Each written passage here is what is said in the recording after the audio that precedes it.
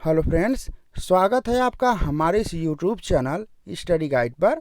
दोस्तों, आज हम भारत के उपराष्ट्रपति यानी कि वाइस प्रेसिडेंट ऑफ इंडिया से जुड़े 25 क्वेश्चंस को लेकर के आपके सामने आए हैं, जो आपके किसी भी गवर्नमेंट एग्ज़ाम में काफ़ी हेल्पफुल होगी। फ्रेंड्स, इसके पहले वीडियो में हमने भारत के प्रधानमंत्री यानी कि प्राइम मिनिस्टर ऑफ इंडिया से जुड़े 25 इम्पॉर्टेंट क्वेश्चंस पे चर्चा किया था, जो आपके किसी भी गवर्नमेंट एग्ज़ाम में काफ़ी हेल्पफुल होगी। यदि आपने अभी तक उस वीडियो को नहीं देखा है तो प्लीज़ इस चैनल के प्लेलिस्ट में जा करके उसे ज़रूर देखिए। तो चलिए बिना किसी देरी के शुरू करते हैं आज का अपना यह सेशन। क्वेश्चन नंबर 1, भारतीय संविधान के किस अनुच्छेद के तहत उपराष्ट्रपति के पद का प्रावधान किया गया है? आपके ऑप्शंस हैं। ऑप्शन ए अनुच्छेद 63 के तहत, ऑप्शन बी अनुच्छेद 52 के तहत, ऑप्शन सी अनुच्छेद 60 के तहत या फिर ऑप्शन डी अनुच्छेद 74 के तहत। सो फ्रेंड्स, इसका जो सही जवाब है वो है ऑप्शन ए अनुच्छेद 63 के तहत। दोस्तों, भारतीय संविधान के अनुच्छेद 63 के तहत भारत में उपराष्ट्रपति के पद का प्रावधान किया गया है। तो इस तरह से आपका ऑप्शन ए सही हो जाता है। चलिए बढ़ते हैं अगले क्वेश्चन की तरफ। क्वेश्चन नंबर 2, भारत के उपराष्ट्रपति का कार्यकाल कितना होता है? आपके ऑप्शंस हैं। ऑप्शन ए 10 वर्ष, ऑप्शन बी 5 वर्ष, ऑप्शन सी 7 वर्ष या फिर ऑप्शन डी 6 वर्ष। सो फ्रेंड्स, इसका जो सही जवाब है वो है ऑप्शन बी 5 वर्ष। दोस्तों, भारत के उपराष्ट्रपति का कार्यकाल 5 वर्ष होता है। तो इस तरह से आपका ऑप्शन बी सही हो जाता है। चलिए बढ़ते हैं अगले क्वेश्चन की तरफ। क्वेश्चन नंबर 3, भारत का उपराष्ट्रपति निर्वाचित होने के लिए न्यूनतम उम्र कितनी होनी चाहिए? आपके ऑप्शंस हैं। ऑप्शन ए 25 वर्ष, ऑप्शन बी 30 वर्ष, ऑप्शन सी 35 वर्ष या फिर ऑप्शन डी 21 वर्ष। सो फ्रेंड्स, इसका जो सही जवाब है वो है ऑप्शन सी 35 वर्ष। दोस्तों, भारत का उपराष्ट्रपति निर्वाचित होने के लिए न्यूनतम उम्र 35 वर्ष होनी चाहिए। तो इस तरह से आपका ऑप्शन सी सही हो जाता है। चलिए बढ़ते हैं अगले क्वेश्चन की तरफ। क्वेश्चन नंबर 4, निम्न में से किसके पद को कृत्रिम महानता का पद कहा जाता है? आपके ऑप्शंस हैं। ऑप्शन ए प्रधानमंत्री के पद को, ऑप्शन बी राष्ट्रपति के पद को, ऑप्शन सी उपराष्ट्रपति के पद को या फिर ऑप्शन डी लोकसभा अध्यक्ष के पद को। सो फ्रेंड्स, इसका जो सही जवाब है वो है ऑप्शन सी उपराष्ट्रपति के पद को। दोस्तों, उपराष्ट्रपति के पद को कृत्रिम महानता का पद कहा जाता है। तो इस तरह से आपका ऑप्शन सी सही हो जाता है। चलिए बढ़ते हैं अगले क्वेश्चन की तरफ। क्वेश्चन नंबर 5, भारत का उपराष्ट्रपति निम्न में से किसे अपना त्यागपत्र देता है? आपके ऑप्शंस हैं। ऑप्शन ए भारत के मुख्य न्यायाधीश को, ऑप्शन बी राष्ट्रपति को, ऑप्शन सी लोकसभा अध्यक्ष को या फिर ऑप्शन डी मंत्रिपरिषद को। सो फ्रेंड्स, इसका जो सही जवाब है वो है ऑप्शन बी राष्ट्रपति को। दोस्तों, भारत का उपराष्ट्रपति अपना त्यागपत्र राष्ट्रपति को देता है। तो इस तरह से आपका ऑप्शन बी सही हो जाता है। चलिए बढ़ते हैं अगले क्वेश्चन की तरफ। क्वेश्चन नंबर 6, भारत के उपराष्ट्रपति का निर्वाचन निम्न में से किसके द्वारा कराया जाता है? आपके ऑप्शंस हैं। ऑप्शन ए निर्वाचन आयोग द्वारा, ऑप्शन बी संसद द्वारा, ऑप्शन सी निर्वाचक मंडल द्वारा या फिर ऑप्शन डी राज्यसभा द्वारा। सो फ्रेंड्स, इसका जो सही जवाब है वह है ऑप्शन सी निर्वाचक मंडल द्वारा। दोस्तों, भारत के उपराष्ट्रपति का चुनाव एक निर्वाचक मंडल द्वारा कराया जाता है। तो इस तरह से आपका ऑप्शन सी सही हो जाता है। चलिए बढ़ते हैं अगले क्वेश्चन की तरफ।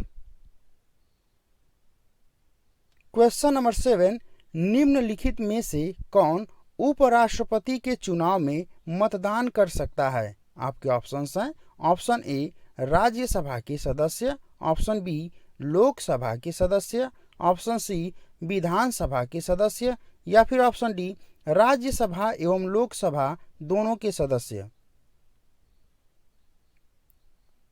सो फ्रेंड्स, इसका जो सही जवाब है वो है ऑप्शन डी राज्यसभा एवं लोकसभा दोनों के सदस्य। दोस्तों, भारत के उपराष्ट्रपति के चुनाव में राज्यसभा एवं लोकसभा दोनों के सदस्य मतदान करते हैं, तो इस तरह से आपका ऑप्शन डी सही हो जाता है।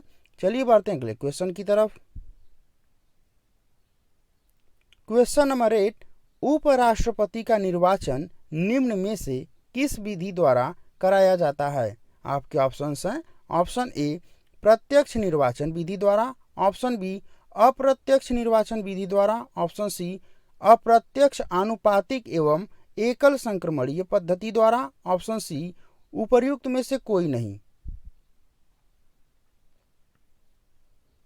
सो फ्रेंड्स, इसका जो सही जवाब है वो है ऑप्शन सी अप्रत्यक्ष आनुपातिक एवं एकल संक्रमणीय पद्धति द्वारा। दोस्तों, भारत के उपराष्ट्रपति का निर्वाचन अप्रत्यक्ष आनुपातिक एवं एकल संक्रमणीय मत पद्धति द्वारा कराया जाता है, तो इस तरह से आपका ऑप्शन सी सही हो जाता है। चलिए बढ़ते हैं अगले क्वेश्चन की तरफ। क्वेश्चन नंबर 9, उपराष्ट्रपति के पद मुक्ति संबंधी प्रस्ताव की शुरुआत संसद के किस सदन में किया जाता है? आपके ऑप्शन हैं, ऑप्शन ए राज्यसभा में, ऑप्शन बी लोकसभा में, ऑप्शन सी राज्यसभा एवं लोकसभा दोनों में, या फिर ऑप्शन डी उपरोक्त में से कोई नहीं। सो फ्रेंड्स, इसका जो सही जवाब है वो है ऑप्शन ए राज्यसभा में। दोस्तों, उपराष्ट्रपति के पद मुक्ति संबंधी प्रस्ताव को सबसे पहले शुरू राज्यसभा में किया जाता है, तो इस तरह से आपका ऑप्शन ए सही हो जाता है। चलिए बढ़ते हैं अगले क्वेश्चन की तरफ। क्वेश्चन नंबर 10, उपराष्ट्रपति के पद मुक्ति संबंधी प्रस्ताव को लोकसभा में किस बहुमत से पारित किया जाता है?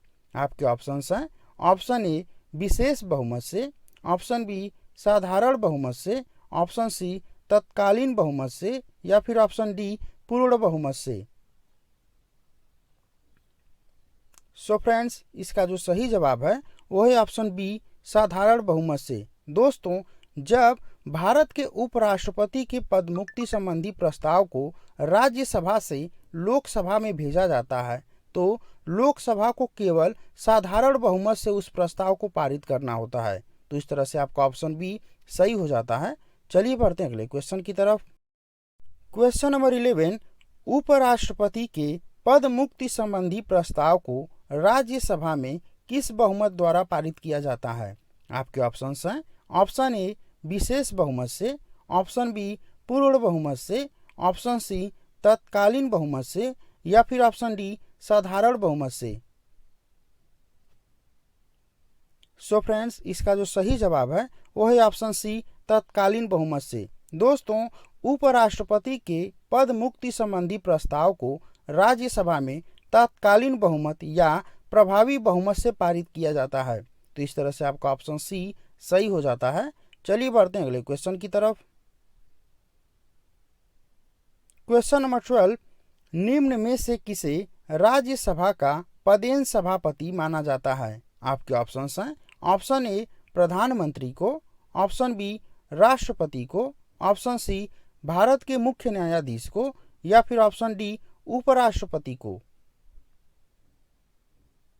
सो फ्रेंड्स, इसका जो सही जवाब है वो है ऑप्शन डी उपराष्ट्रपति को।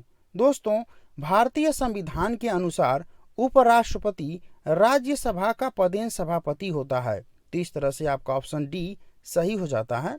चलिए बढ़ते हैं अगले क्वेश्चन की तरफ।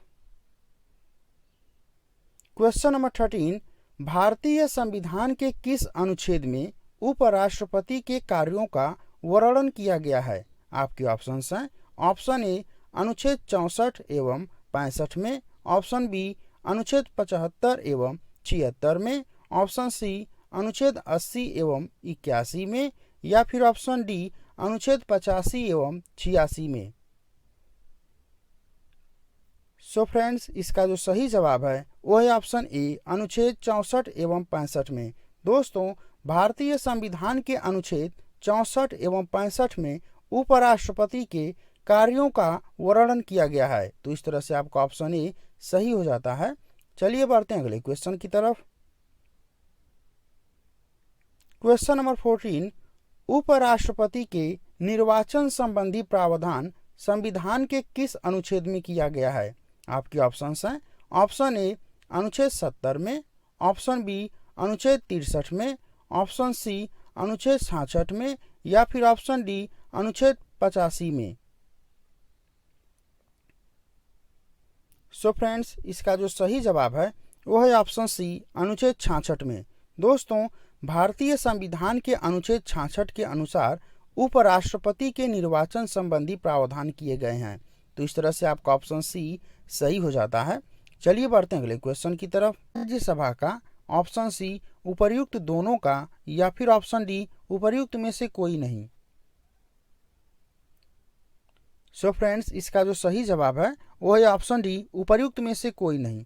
दोस्तों, भारत का उपराष्ट्रपति न तो लोकसभा का सदस्य होता है और न ही राज्यसभा का सदस्य होता है। हालांकि उसके अर्हताओं में यह शामिल है कि वह राज्यसभा का सदस्य बनने की योग्यता रखता हो, लेकिन वह किसी भी सदन का सदस्य न हो। तो इस तरह से आपका ऑप्शन डी सही हो जाता है। चलिए बढ़ते हैं अगले क्वेश्चन की तरफ।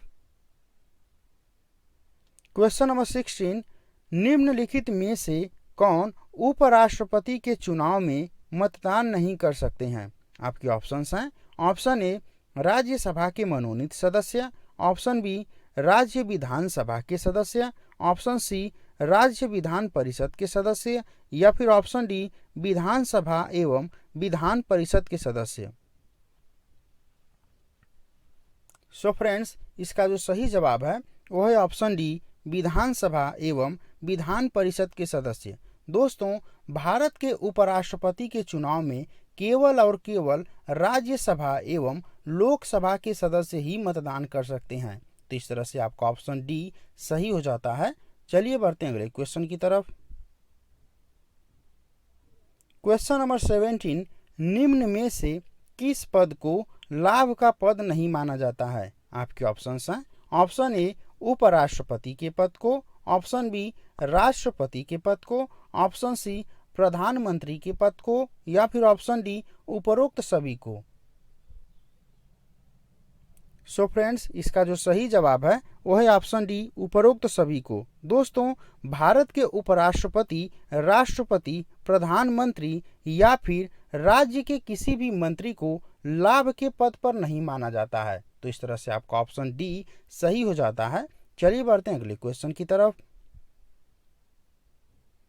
क्वेश्चन नंबर 18, भारत के पहले उपराष्ट्रपति निम्न में से कौन थे? आपके ऑप्शंस हैं। Option A doctor Hamid Ansari, option B doctor Sarvepalli Radhakrishnan, option C doctor Zakir Hussain, या फिर option D doctor Shankar Dayal Sharma. So friends, इसका जो सही जवाब है वो है option B doctor Sarvepalli Radhakrishnan. दोस्तों, डॉक्टर सर्वपल्ली राधाकृष्णन भारत के पहले उपराष्ट्रपति थे जिन्हें पहली बार 1952 में चुना गया था। तो इस तरह से आपका ऑप्शन बी सही हो जाता है। चलिए बढ़ते हैं अगले क्वेश्चन की तरफ। क्वेश्चन नंबर 19, निम्न में से कौन भारत में 2 बार उपराष्ट्रपति पद पर निर्वाचित हुए हैं? आपके ऑप्शंस हैं। Option A doctor Sarvepalli Radhakrishnan, option B doctor Hamid Ansari, option C उपर्युक्त दोनों, या फिर option D doctor Zakir Hussain. So friends, इसका जो सही जवाब है वह है ऑप्शन सी उपर्युक्त दोनों। दोस्तों, भारत में डॉक्टर सर्वपल्ली राधाकृष्णन एवं डॉक्टर हामिद अंसारी 2 बार उपराष्ट्रपति के पद पर निर्वाचित हुए हैं। तो इस तरह से आपका ऑप्शन सी सही हो जाता है। चलिए बढ़ते हैं अगले क्वेश्चन की तरफ। क्वेश्चन नंबर 20, उपराष्ट्रपति के पद मुक्ति संबंधी प्रस्ताव को सदन में लाने से कितने दिनों पहले उसे सूचना देना अनिवार्य होता है? आपके ऑप्शंस हैं। ऑप्शन ए 14 दिनों पहले, ऑप्शन बी 10 दिनों पहले, ऑप्शन सी 7 दिनों पहले, या फिर ऑप्शन डी 18 दिनों पहले। सो फ्रेंड्स, इसका जो सही जवाब है वो है ऑप्शन ए 14 दिनों पहले। दोस्तों, भारत के उपराष्ट्रपति के पद मुक्ति संबंधी प्रस्ताव को सदन में लाने से 14 दिनों पहले उसे सूचना देना अनिवार्य होता है। तो इस तरह से आपका ऑप्शन ए सही हो जाता है। चलिए बढ़ते हैं अगले क्वेश्चन की तरफ। क्वेश्चन नंबर 21, संविधान के किस अनुच्छेद के तहत उपराष्ट्रपति को राज्यसभा का पदेन सभापति बताया गया है? आपके ऑप्शंस हैं। ऑप्शन ए अनुच्छेद 65 के तहत, ऑप्शन बी अनुच्छेद 64 के तहत, ऑप्शन सी अनुच्छेद 70 के तहत, ऑप्शन डी अनुच्छेद 78 के तहत। सो फ्रेंड्स, इसका जो सही जवाब है वो है ऑप्शन बी अनुच्छेद 64 के तहत। दोस्तों, भारतीय संविधान के अनुच्छेद 64 के तहत यह प्रावधान किया गया है कि भारत का उपराष्ट्रपति राज्यसभा का पदेन सभापति होगा। तो इस तरह से आपका ऑप्शन बी सही हो जाता है। चलिए बढ़ते हैं अगले क्वेश्चन की तरफ। क्वेश्चन नंबर 22, राज्यसभा में किसी प्रस्ताव के पक्ष एवं विपक्ष में बराबर मत पड़ने पर निर्णायक मत डालने का अधिकार किसे है? राज्यसभा में किसी प्रस्ताव के पक्ष एवं विपक्ष में बराबर मत पड़ने पर निर्णायक मत डालने का अधिकार किसे है? आपके ऑप्शंस हैं। ऑप्शन ए राज्यसभा के सभापति को, ऑप्शन बी राज्यसभा के उपसभापति को, ऑप्शन सी राष्ट्रपति को, या फिर ऑप्शन डी प्रधानमंत्री को।